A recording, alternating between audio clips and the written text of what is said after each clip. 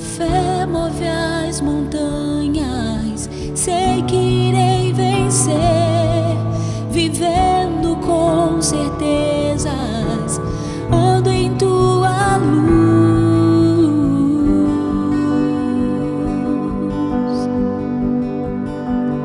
ando em tua luz.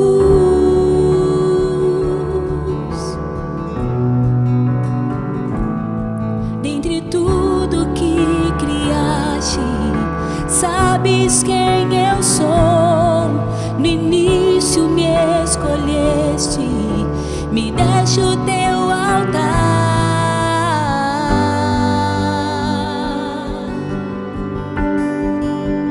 Eu te adorarei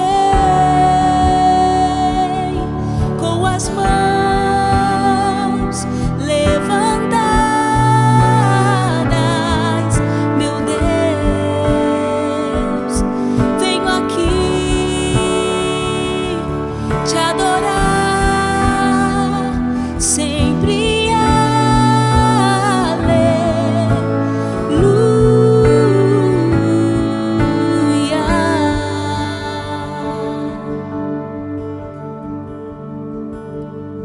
Eu espero nas promessas, pois sei que és fiel. Eu anseio a tua presença, ando em tua luz, Jesus. Eu te adorarei com as mãos levantadas, meu Deus. Venho aqui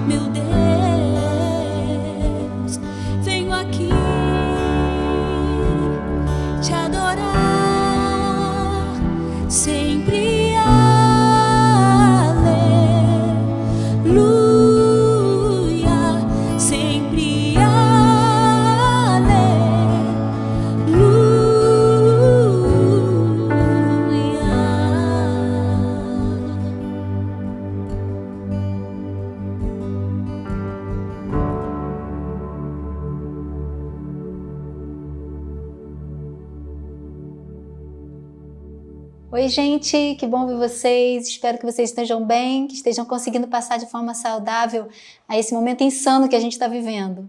Dicas para isso é que não está faltando, né, gente? A gente aprende todo dia como usar a máscara, como lavar as mãos, como usar álcool gel, quando usar álcool gel, como é que a gente acompanha os filhos com os deveres de casa, como é que a gente consegue manter o trabalho de casa, como manter a rotina, ou como parar a rotina, vamos quebrar a rotina, exercícios, uma porção de informação que a gente está recebendo para passar por esse tempo de uma forma melhor, de uma forma mais saudável.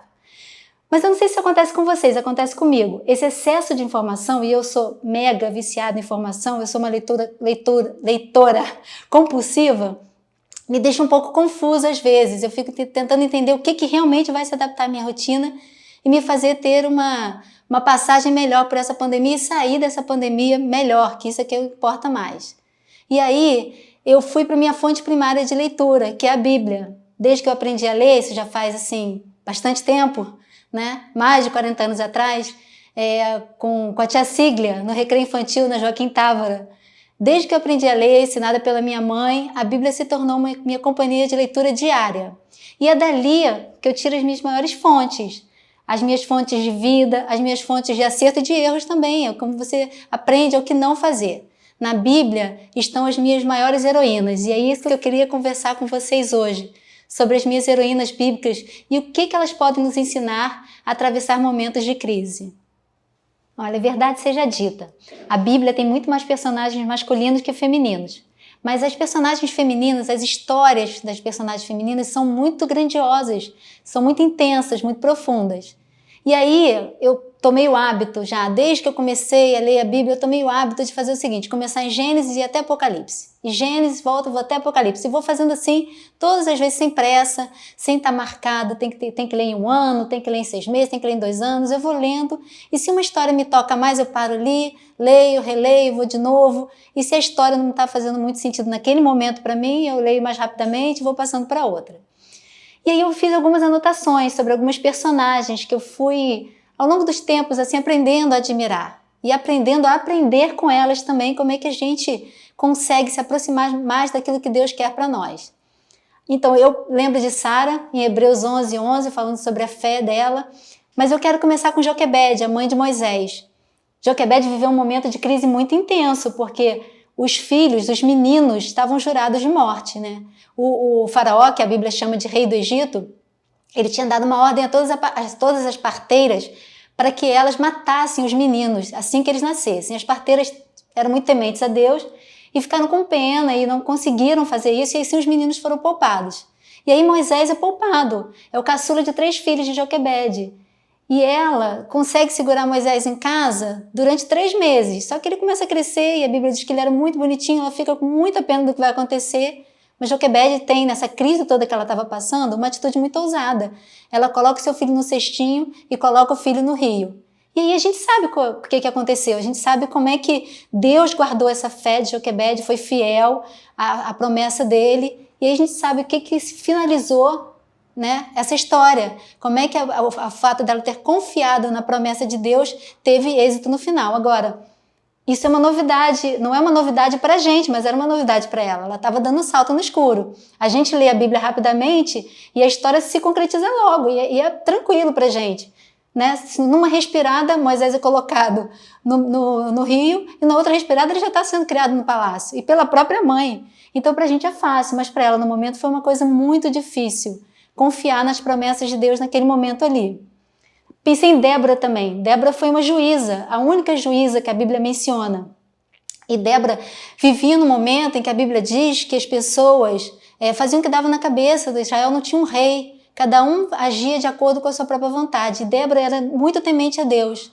E para além disso, de ser uma profetisa e de dar orientação e discernimento e condução para o povo de Deus, ela foi uma guerreira. Débora vai para a guerra, ela vai para a guerra contra os cananeus. E Deus dá a vitória a ela. Agora você pensa bem, naquela época não era nem comum uma mulher liderar, não era comum uma mulher dar a diretriz, o povo judeu é um povo muito patriarcal. E Débora não só faz essas coisas, como ela ainda vai guerrear e volta vitoriosa, e volta celebrando ao Senhor.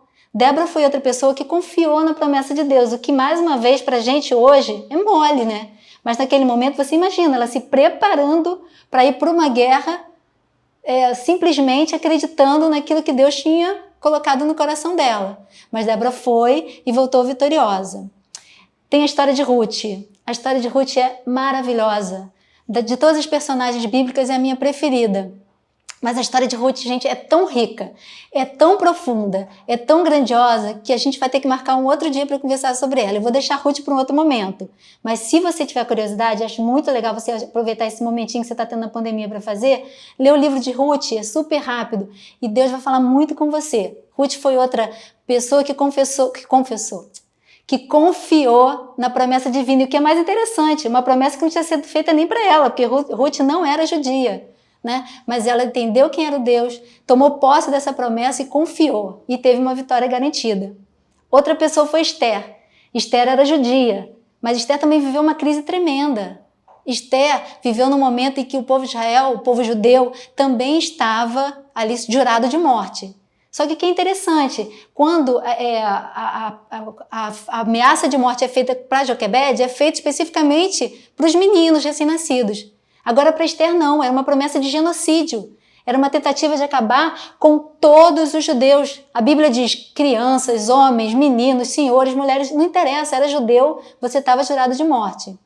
E Esther viveu esse momento dentro da casa do inimigo, porque Esther era casada com um rei que não era um rei judeu.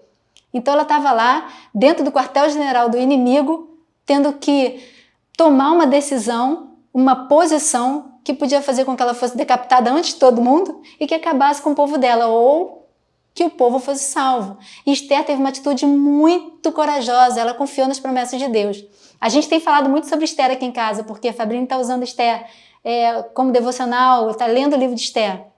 E aí volta e meia a gente está conversando sobre isso e vendo como é que ela teve uma atitude de muita fé, de muita coragem, né? Numa época em que as mulheres não podiam se dirigir aos homens, e a própria Bíblia diz que Esther não tinha permissão para falar ao rei, ela tinha que ser chamada, e ela vai lá e pede para falar, tendo assim a possibilidade de ser morta ali naquele momento, mas ela confia na promessa que Deus tinha feito e ela toma essa atitude. Podemos falar sobre a mulher com fluxo hemorrágico. Foi uma mulher também extremamente corajosa, né, que se dirigiu a Jesus, encostou nele, encostar no rabino, naquela época em que as pessoas, e ela se sentindo totalmente impura, sendo considerada pela sociedade impura, naquela época em que as mulheres com fluxo hemorrágico, com fluxo de sangue, eram sujas. Ela ainda vai e encosta em Jesus, e depois Jesus pergunta quem tocou, ela diz, fui eu e eu estou curada, né? Então foi uma atitude de muita coragem, ela confiou na promessa de cura que estava vindo ali daquele Messias. Existe a viúva pobre que deu tudo que tinha e confiou na promessa de Deus, né? Que ela ia receber e receber mais, que Deus ia suprir as necessidades dela. A profetisa Ana, que era viúva, que estava já, segundo a Bíblia, há 84 anos no templo, esperando na promessa de Deus de ver o Messias. Ela confiou nessa promessa, ficou ali, buscou a Deus e recebeu a sua bênção. Ela viu Jesus ali sendo oferecido, consagrado no templo. Existe também as mulheres que estavam servindo Jesus, que foram até a cruz, ao pé da cruz, até a crucificação. E aí a Bíblia diz que tinha Susana, que tinha Joana, que tinha Maria Madalena, que tinha a própria Maria, mãe de Jesus, que tinha a tia de Jesus, irmã de Maria. Então, imagina só, para todas elas, e Maria especificamente, ela estava ali vendo o filho morrer. Eu não sei se existe uma dor pior para uma mãe do que assistir a morte do próprio filho.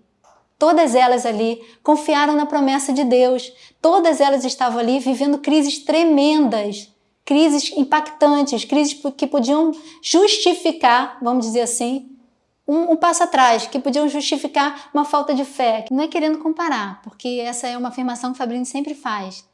Aos pés da cruz estiveram ali mais mulheres do que homens. E aí a gente pode pensar também na igreja pós-ascensão, né, nos primórdios da igreja pós-Pentecostes.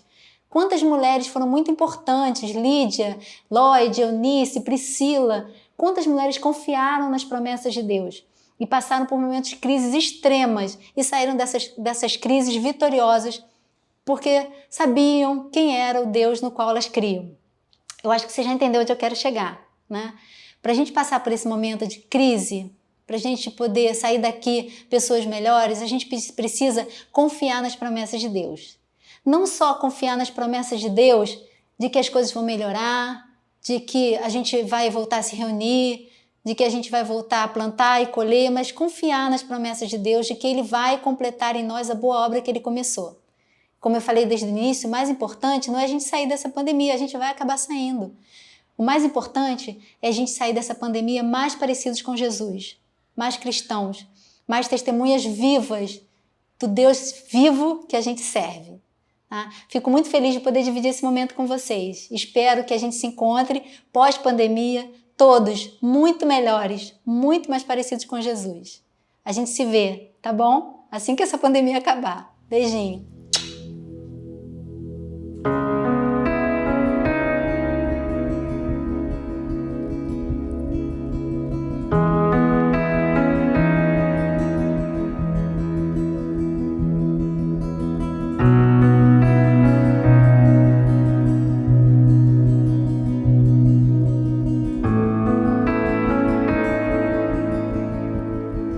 Espero em ti,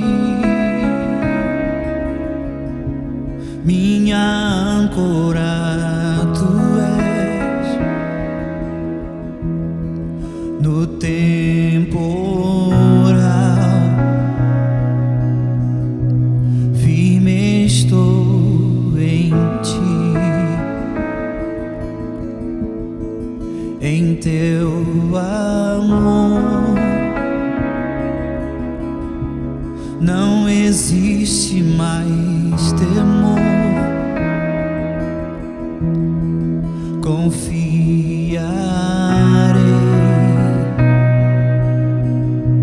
só em ti, Senhor. São fiéis as promessas lá da cruz, entregaste tudo para me salvar.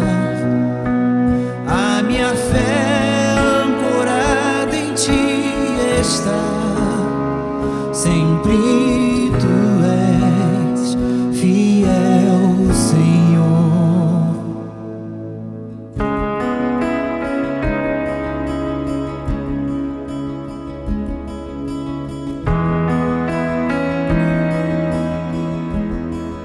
Eterno Deus,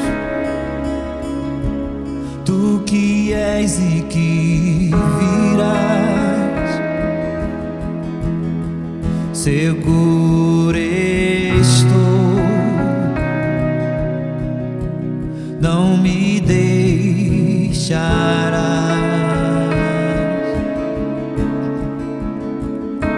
São fiéis as promessas lá da cruz, entregaste tudo para me salvar.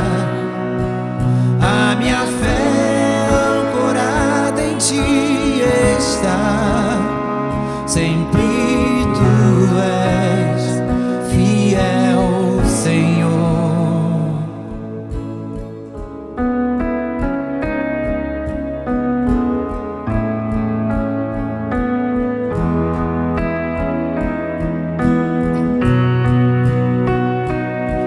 Jesus, teu nome é grande, é alto, só em ti confio.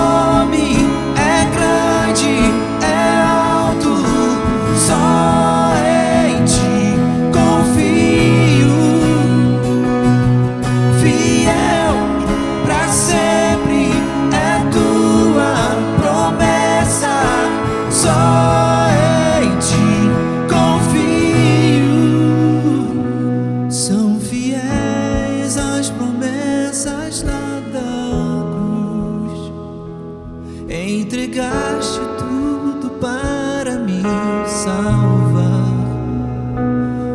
A minha fé ancorada em ti está, sempre tu és.